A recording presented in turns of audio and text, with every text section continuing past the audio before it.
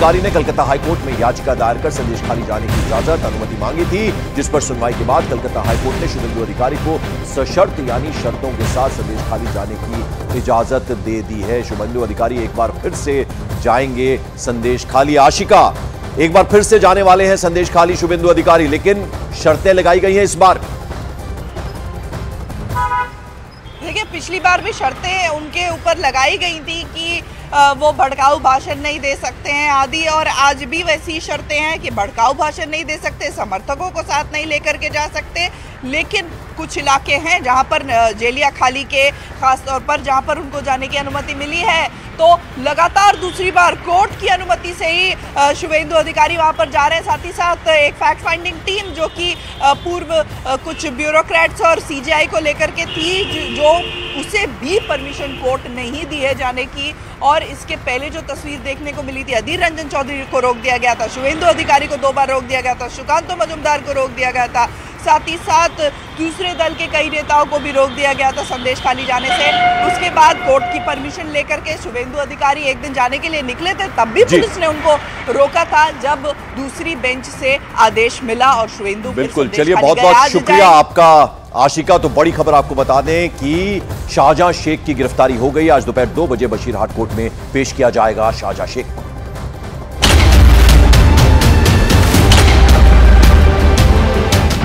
बहुत बड़ी खबर आपको बता दें, टीएमसी नेता शाहजहां शेख गिरफ्तार हो चुके हैं। न्यूज 18 इंडिया पर सबसे पहले हमने ये खबर दिखाई कि करीब 55 दिन के बाद शेख शाहजहां आज पुलिस के हाथ से चढ़ा है।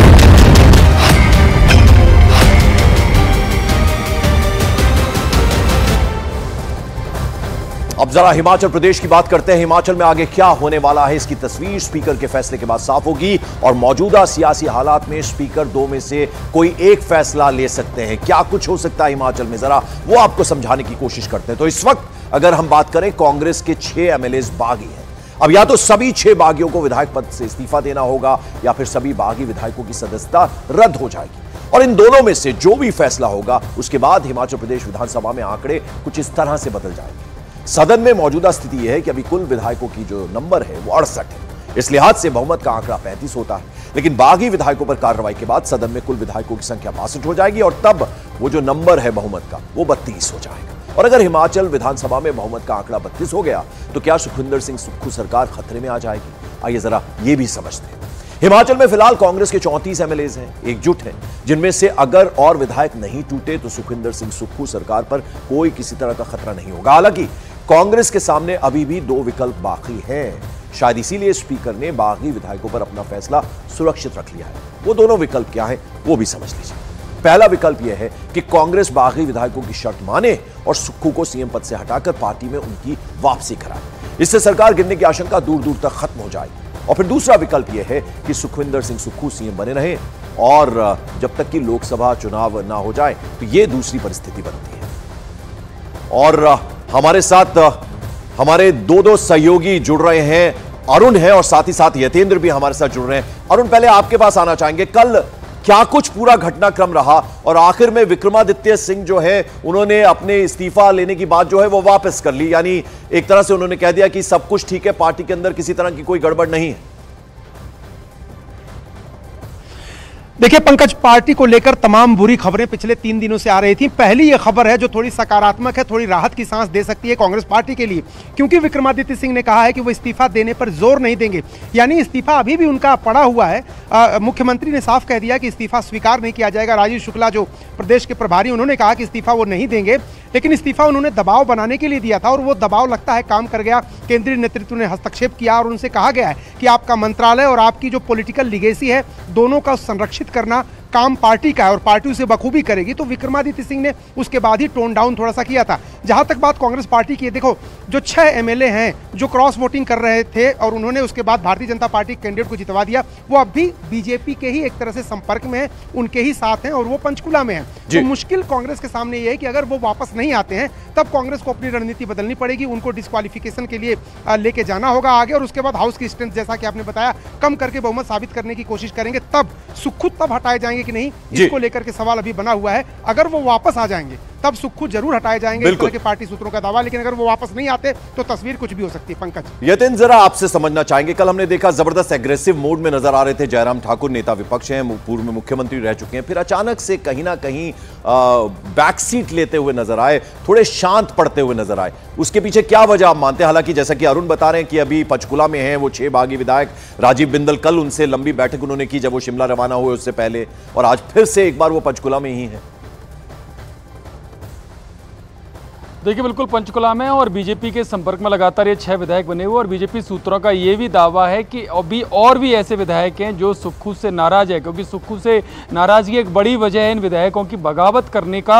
और यही कारण है कि बीजेपी बहुत जल्दबाजी में कदम नहीं उठाना चाहती, वो धैर्य के साथ सभी विकल्पों पर विचार कर रही है। राज्यपाल से उन्होंने अपनी बात कही है, इसके अलावा जो लीगल एडवाइजर हैं पार्टी के, वो भी सारे जो ऑप्शन कानूनी तौर पर हो सकते हैं उन सब पर विचार कर रहे हैं, क्योंकि अगर अयोग्य घोषित करते हैं तो ऐसे में कानूनी विकल्प क्या रहेंगे, किस तरह से कोर्ट का दरवाजा खटखटाया जाएगा, क्या दलीलें रखी जाएगी, उन सब पर लगातार मंथन चल रहा है। देर रात तक जो हिमाचल के चुनाव प्रभारी श्रीकांत शर्मा और जयराम ठाकुर और तमाम जो बड़े नेता लीगल एक्सपर्ट्स के साथ बैठे थे और सभी विकल्पों पर उन्होंने विचार किया है। और वहीं राज्यपाल के पास भी जाने का एक बार फिर से मन बीजेपी बना रही है कि वो परीक्षण के लिए, जो विश्वास मत का परीक्षण है, उसके लिए वो एक बार फिर से राज्यपाल का दरवाजा खटखटाएगी और कहेगी कि परीक्षण कराया जाना चाहिए। और ऐसे में अगर अयोग्य घोषित किए जाते हैं इस पूरे सियासी घटनाक्रम से बचने के लिए कांग्रेस के द्वारा, तो कोर्ट के दरवाजे भी खुले हुए हैं। अगर कोर्ट से स्टे मिल जाएगा, अगर ये अयोग्य घोषित करते हैं और स्टे मिल जाता है तो एक बड़ा झटका सुक्खू सरकार के लिए हो सकता है। तो ऐसे में तमाम विकल्प अभी ओपन है, मंथनों का दौर जारी है, क्योंकि रस्साकशी दोनों ही तरफ जारी है। बिल्कुल, तमाम विकल्प अभी भी बाकी हैं। लेकिन आपको बता दें कि विक्रमादित्य, जो कि वीरभद्र सिंह के बेटे हैं, उन्होंने अपना इस्तीफा मंजूर करने के लिए मुख्यमंत्री सुक्खू पर दबाव नहीं डालेंगे, ये बात कही है। इसकी जानकारी बाकायदा हिमाचल के जो प्रभारी बनाए गए हैं राजीव शुक्ला, उन्होंने ने कहा कि वो विक्रमादित्य सिंह का इस्तीफा स्वीकार नहीं करने जा रहे हैं। विक्रमादित्य सिंह भी इस बात पर अब सहमत हो गए कि वो इस्तीफे के लिए जोर नहीं डालें।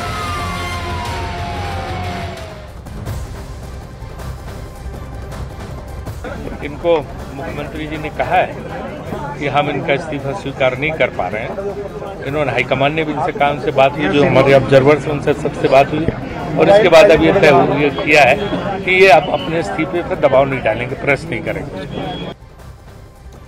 अरुण, जो खबर सामने आ रही है वो ये कि प्रियंका गांधी ने जो है वो इंटरवीन किया और बाकायदा उनकी बात हुई और कहीं ना कहीं ये एश्योरेंस दिलाई गई कि लोकसभा तक, चुनाव तक कुछ गड़बड़ नहीं होनी चाहिए, सुखविंदर सिंह सुक्खू मुख्यमंत्री बने रहेंगे, और इसलिए ये सारा जो चीजें हैं अभी कम से कम कांग्रेस के लिए ठीक होती हुई नजर आई।